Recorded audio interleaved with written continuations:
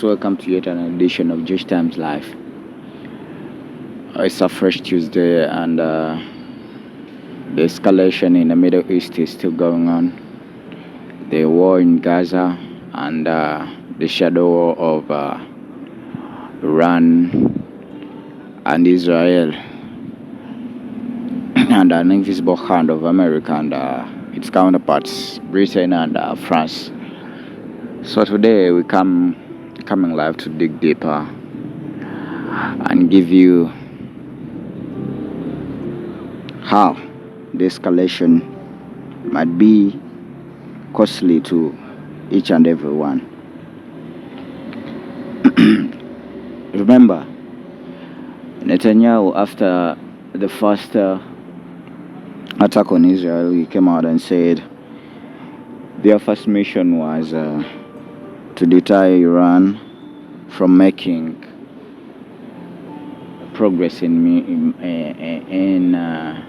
manufacturing nuclear weapons. And the second one, he said that to give Iranian citizen a chance to achieve their freedom. This is how he said: as we achieve our objective, we are also clearing you to have your freedom. In this, he meant that they were targeting the leadership of Iran government, so that people, because we should remember that this leadership has been in power since it's now over 50 years. Yeah. So they were saying they were giving Iranian citizenry to have another government from this of Ayatollah and sort of that.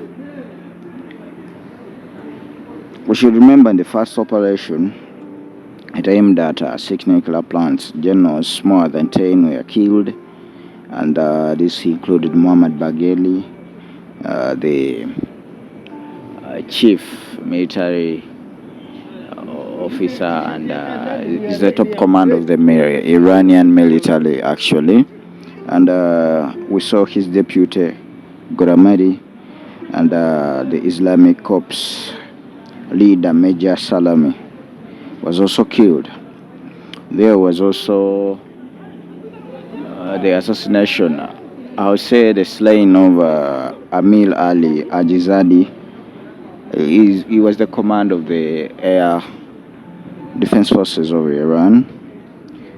So we saw then that Iran retaliated the same day with the drones, but most were shot, and those who passed through Jordan were also shot, because Jordan, it has been, it says it doesn't want any war with Israel or an affiliation in this escalation, because Israel might allege that Iran and Jordan are in terms of all the conniving to endanger Israel. So that's why it shot those drones, and it's not the first time actually. It's been doing this even last year. We should remember that. And these that came into Israel were also shot. Then Iran saw that its didn't work out. The first drones, the attacks wasn't successful, and we saw that the very same day, approaching the next day, around midnight, it tested it unveiled its weaponry in this way, Hajj Qasim. We shall reach there. Let me first give you some of the information in Israel, how it happened. We saw that after the Hajj Qasim successfulness of reaching into Tel Aviv and other cities like Haifa, 10 were confirmed and 200 victims. And in this war, we have seen that Houthis have identified themselves as allies of Iran, also continuing to send weapons, missiles and projectiles to Israel. And we also saw that Wolfson Center in Horon received patients, a percentage of those 200 victims that were injured. And we also saw Sheba Medical Center and Asut Medical in Ashdod. Tel Aviv and other cities like Haifa were injured in this. Iran went on and issued warnings to all that might help Israel. We should remember that just it came out to confirm this and issuing warnings. Sakia Starmer had just stated and appeared in the press saying that he had already sent some warships in the area to keep in the Middle East to keep peace. But you'd wonder, peace for who, on which side, and sort of that. That's what Iran continues to say, that these people should back off. For America, we saw its president, Mr. Trump, Donald, coming out and warned Iran that shouldn't think of it, even thinking of it, because this is what Trump said. If you are attacked in any way, shape or form by Iran, the full strength and might of the United States Army will come down on you at levels you've never seen before. However, we can easily get a deal done between Iran and Israel and end this brutal, bloody conflict. However, we can see that's what Trump said. So, but for we can see that what Trump is talking about can no longer work, because for Iran, it distanced itself from the dialogue right now because of what it said that America was behind Israel's attack. Actually, they had to meet they had to meet on Oman, but we saw that the Minister Abbas clarified and said it's no longer possible.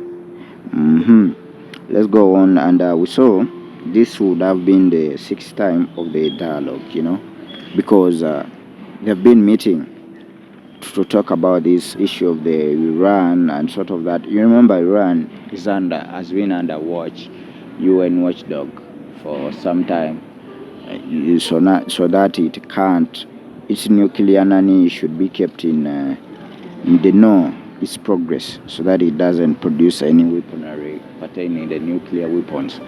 So there was also information before Abbas's utterance from the spokesperson of the Ministry of Foreign Affairs, and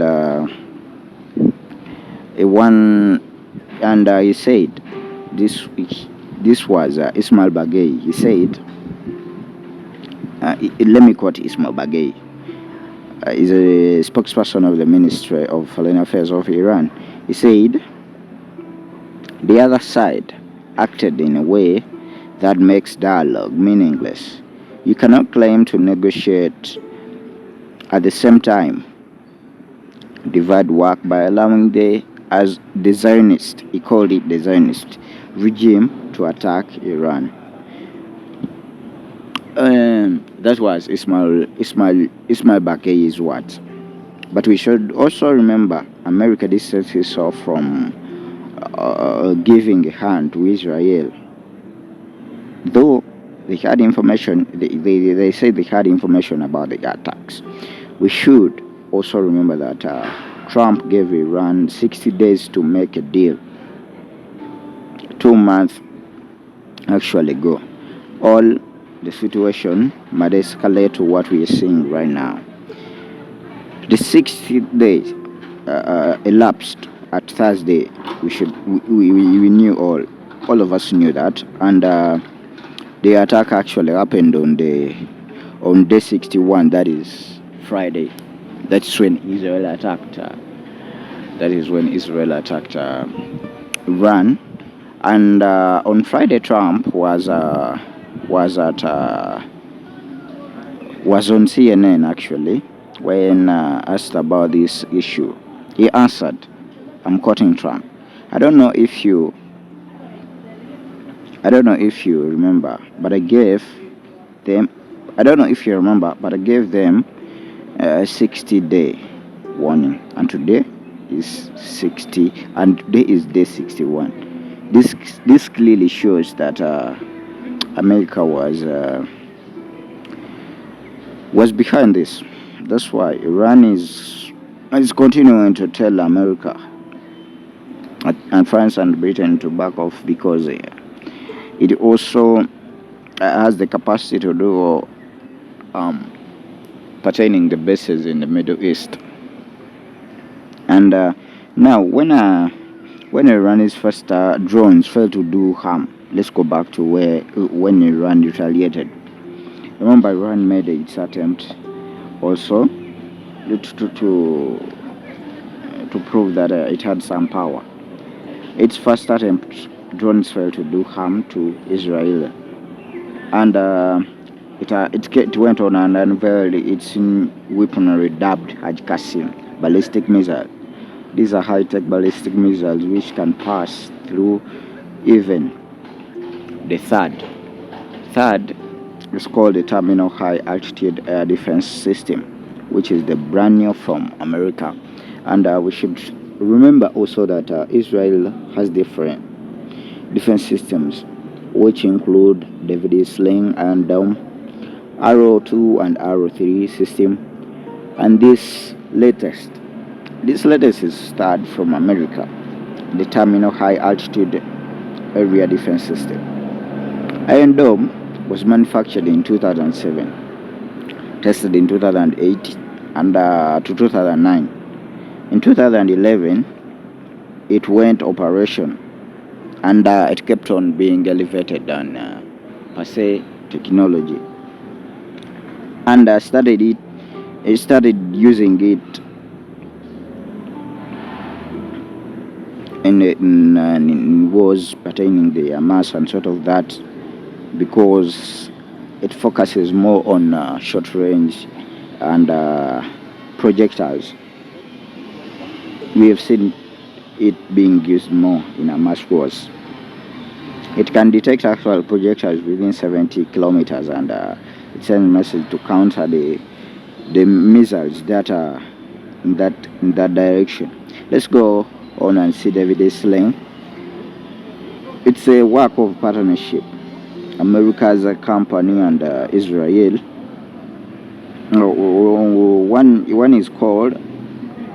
One is called Rafael Advanced. Let me get it right. Rafael Advanced Defense Systems, and this is for Israel. And another one is called Raytheon.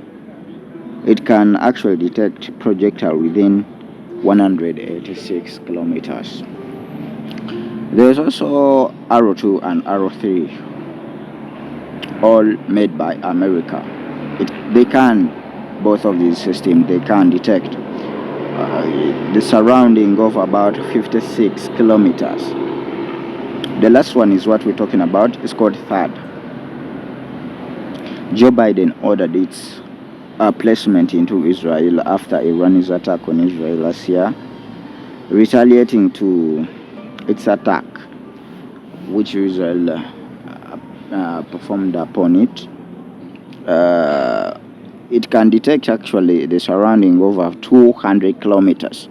It takes and counter any sent projectiles.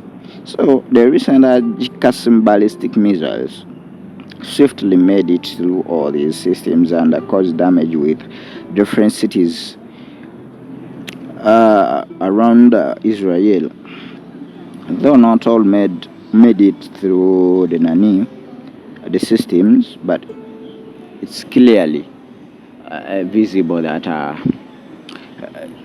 this is the we wouldn't have seen these victims, but Hajj Qasim made it possible. So at home, we are seeing that Trump is in dilemma. His supporters that are confining the Make America Great Again, or which the group we can call MAGA in brief, seems there is a grave dispute and a lot of indifferences for reason of Trump indulging in this conflict and other conflicts like of Ukraine. We should all remember that Trump promised to end wars that America had interest in. He said that he didn't want to see America acting as a global police. He added that he wanted to leave a legacy of a unifier and a peacemaker. Now the challenge is, even in Ukraine war, he hasn't made it. Some to Gaza, now the recent one of Iran and Israel. Tucker Carlson, a prominent journalist and a Trump sympathizer, he came out and asked Trump not to indulge in this conflict. He said we should leave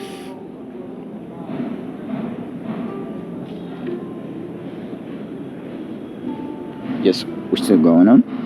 He said we should leave a Israel war-hungry government to go on with this war because of the reasons we stated in the during the election. Let me give you some of the words that Carlson actually used. He said, if Israel wants to wage this war, it has every right to do so. It's a sovereign country, and it can do as it pleases, but not with America's backing. He went on and said,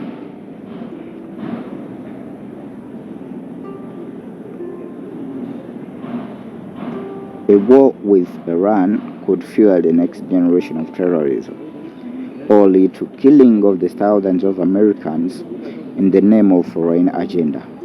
What he meant in this is that this conflict might sow seeds of new modern terrorism activities and lead to the killings of Americans whenever they might be found, just in the name of vengeance. He went on and said, it goes without saying that neither of these possibilities will be beneficial to the US, but there is another option: drop Israel, let it fight its own wars. Another one who came out to advise Trump is Senator Rand Paul, is a Congress. He told him that people voted him in the last election in kind of a protest vote because they were tired of the wars that Americans have been indulging in, alleging that America should stop this funding because it abuses and misuses. It reflects the misuse of taxpayers' money. If this conflict persists, we shall see Africa will be in economic turmoil. The Strait of Hormuz holds 20% of cargo that passes through, and the Mediterranean is also passage for most cargo coming to America. We shall see that if these attacks persist, some companies might change routes, which may result into rising costs of goods imported in African countries. UN Security Council is now in deep soup. And what soup actually? Not in deep soup, because its bosses. Remember, these are his bosses that are now in war. And we should remember that these are the ones that actually have the last word in every sense of the UN Security Council meetings, So if your bosses are in war and they have interest in the conflict, so it's visibly that its hands are chained and it can't do anything pertaining this. Another Trumpist sympathizer named Tara Marjorie. She's Tara Marjorie Green. Also protested against Trump's agenda of this war. This lady, during years of Trump, you should remember, when Trump was off the office, actually when he didn't win that election of where we saw Joe Biden become the president, she used to use this lady to fulfill his agendas, like impeaching the speaker and sort of that. So we can say she's a right hand of Donald Trump in this context.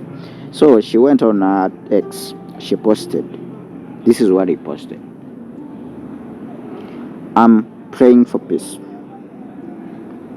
Peace. That's my official position. We should see that he repeated peace twice. That means she wants peace, nothing else. What we are seeing here, these are not leave alone Senator Rand Paul. This Carlson and Marjorie, these are foot soldiers. By the context of foot soldiers, I mean, these are people who can go down for you in every way because they believe that you're always on a right track. They can die, ride and die for you, So these are his foot soldiers. And some are also asking Trump to support Israel and let Israel be. And these are one Lindsey Graham. For him, he's starting Israel's operation for destroying Iran's nuclear plants, and also thank Trump. He went on and said that Ayatollah and his still alive hedge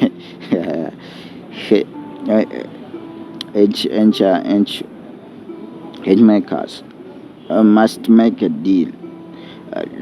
What?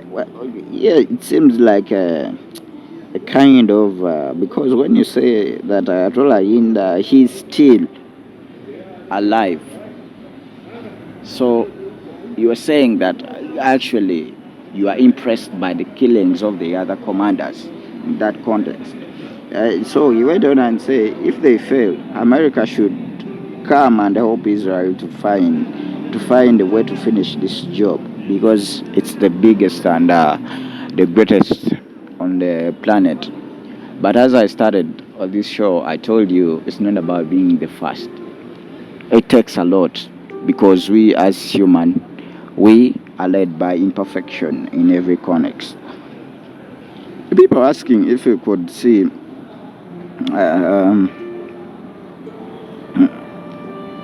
if you could see China in this war. For me, I think it might not happen, because we've seen China hardly indulging in such conflicts. Even in Ukraine's war, you would have expected to see China helping Russia because of the political ambiguities in America being its enemy, and Russia being the same in that context, but we didn't see that. So far, truth be told, Israel is still having an upper hand in this war, because we have seen Iranian generals being killed. Actually, 10 generals were killed in the first operation, and for Iran, we still see it's still struggling, to even kill a general. Actually, the war is in imbalance. For right now, we can't say that it's a balanced war, because on the first approach, Israel killed the top command of Iran's army. So Iran lacks strong backing. if it's backed, like let me say, by China or Russia or sort of that, it can make actually substantial marriage on this war. Right from fuel, the cost might be high. Yeah, for that we should be ready for it, because Iran has been producing over 100 gallons per day. So, and the cargoes that pass through that Strait of Hormuz, it will cost us a lot. 20% of it, and most of it come to Africa. The shift in air transport routes, we can see that it will happen, because some of the airspaces in these countries surrounding the Middle East are closed. For this, let's move on with another. Let me use these 5 minutes actually to tell you about the Updf amendment bill that was turned into a law. The president, the general, signed it yesterday, and it became it became operational. And this means that the natives, the citizens, ordinary people will be paraded into martial courts, because military courts actually, because of the allegations, because of the nani they put in this bill, now turned into a law. Activists are still on protesting this, because we could see that it's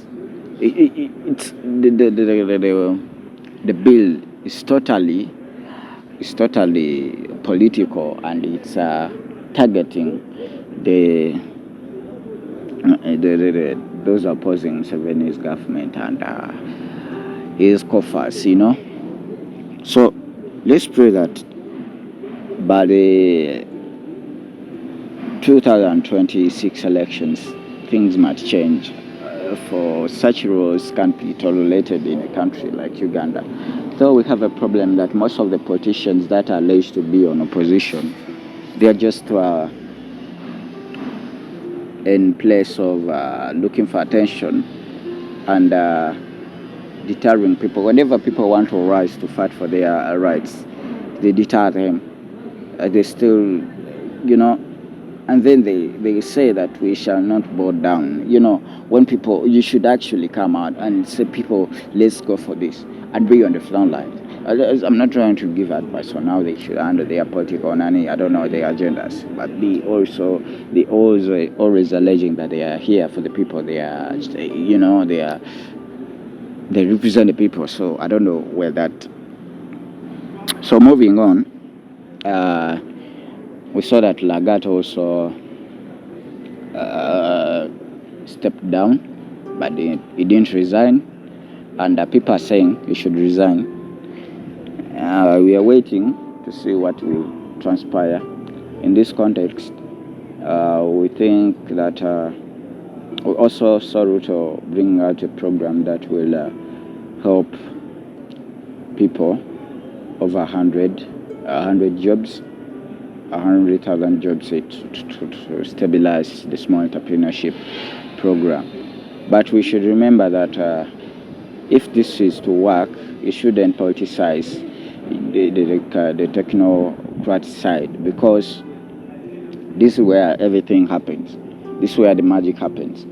And its policies should be changed a little bit to favor the small entrepreneurs, because it favors more of the bigger economic, those are indulging in macroeconomy. So far, the escalation of this protest might happen if there is more propaganda. But as for me, I think it's an easy one. Let the president come out upright, not what the people want, but do the right thing. At least give justice, because we know that this guy didn't kill himself. There must be someone. Don't sacrifice, we need justice. We need a report. This will help you to bring about stability in what we're seeing. At least try to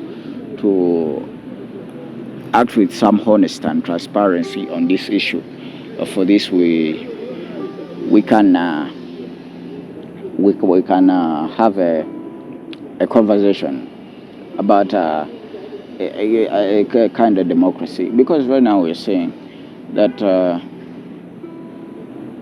many people are fighting Ruto's government, but they don't have alternative.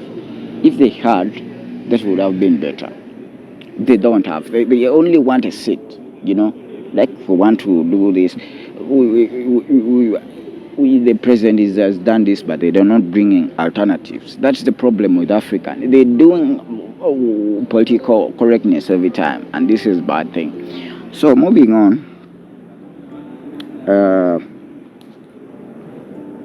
I want to. This is a kind of message to the youth everywhere you are. We should remember about, like, our parents are now understanding that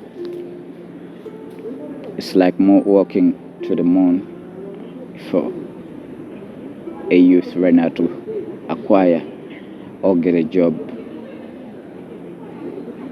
without bribing or sort of that. All a lady not to be used. We should remember that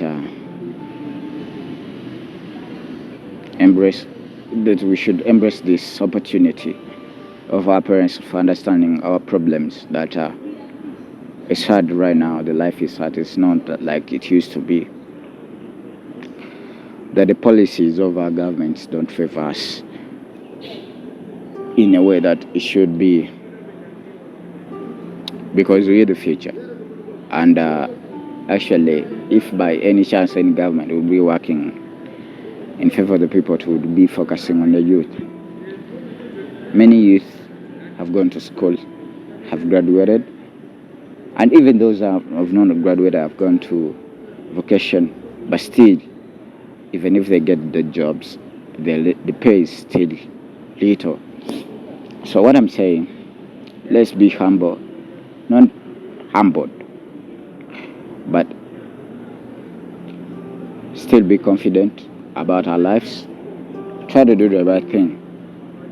Be kind. And let's try to sympathize with those who are on the right side.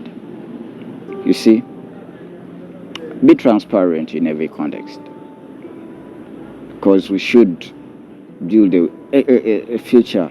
Because when we are alleging that these people have betrayed us, and then we still do the same thing, that, you know, Mahatma Gandhi said, you know, that an eye for an eye will turn.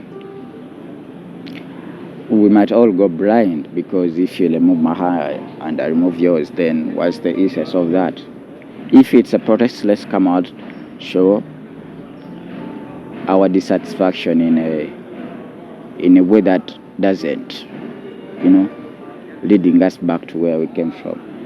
If we are fighting for our rights and freedom, and for the government to step down, let it step down so that we can start from where it stopped, not crushing everything that they have made and achieved. At least we have a starting point when we achieved our goals. So it's been an honor on this show once again. I'll keep you updated about what is transpiring, and we shall be keeping in touch. You can send in your feedback and let us know what you need us to talk about and maybe enlighten about. Thanks. It's been Josh Times. Remember to follow, subscribe, watch our YouTube channel, and share our message. Thank you.